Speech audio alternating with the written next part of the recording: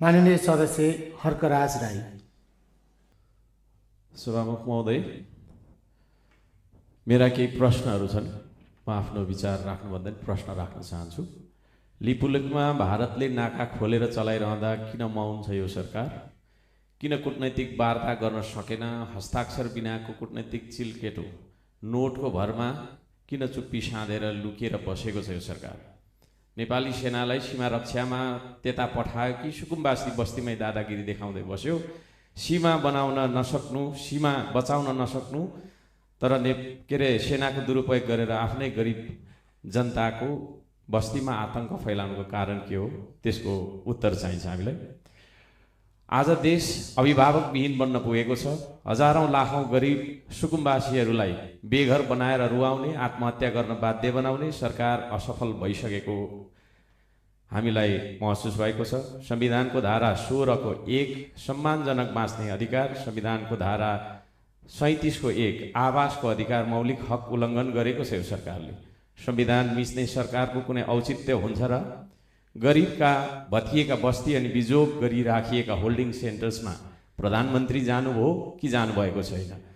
कि आफ्नै कार्यालयमा लुकी बस्नु भएको छ? हामी उत्तर चाहन्छौँ। सरकारले आफै विधि थिति मिचेर अध्यादेश ल्यायो। लोकतन्त्रको याद दिलाउनु पर्ने भयो। नागरिक सर्वोच्चतालाई संसदको सर्वोच्चताले स्थापित गर्दछ। संसद छल्नु भनेको जनमत नमान्नु हो, लोकतन्त्र नमान्नु हो। विधि र थिति बसाउन किन सकेन यो सरकारले? सरकार आफैले लोकतन्त्रलाई किन कमजोर बनाउने दिशामा गयो?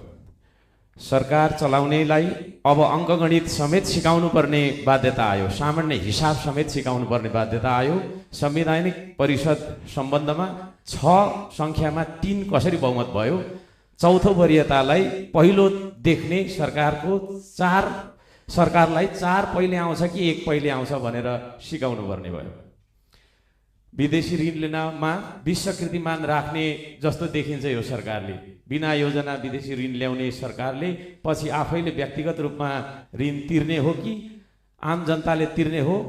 ऋणको प्रस्ताव संसदमा पेश गरेर घनीभूत छलफल गर्नुपर्छ कि पर्दैन? सांसदहरू मार्फत सम्पूर्ण नेपालीलाई औचित्य पुष्टि गरेर बुझाउनु पर्छ कि पर्दैन? बजेट बनाउँदा प्रतिपक्षी दलहरूसँग छलफल गर्नुपर्छ कि पर्दैन? कि एकलौटी स्वेच्छाचारी बनेर बजेट ल्याउने हो? के यो सरकार र सरकारमा बस्नेहरूको गोजीको पैसा हो यो? राज्यको ढुकुटी भए प्रतिपक्षसँग सल्लाह गरेर छलफल गरेर सबैतिरका जनताको सेवा सुविधा सम्बोधन गर्ने गरी बजेट बनाउनु पर्ने होइन र? यसपालिको बजेट राष्ट्रिय बजेट हो कि राष्ट्रिय स्वतन्त्र पार्टीको बजेट हो? यो कुराको उत्तर हामीलाई चाहिन्छ। 100 रुपियाँको सामान ल्याउँदा भान्सार तिराउने सरकारले स्वदेशी उत्पादन बढाउने नीति के कस्तो अख्तियार गरेको छ? कि जनतालाई भोकै मार्ने चाल मात्रै हो यो? रातभरि नाकाबाट लागु औषध तस्करी हुन्छ भन्ने खबर आएको छ। त्यतातिर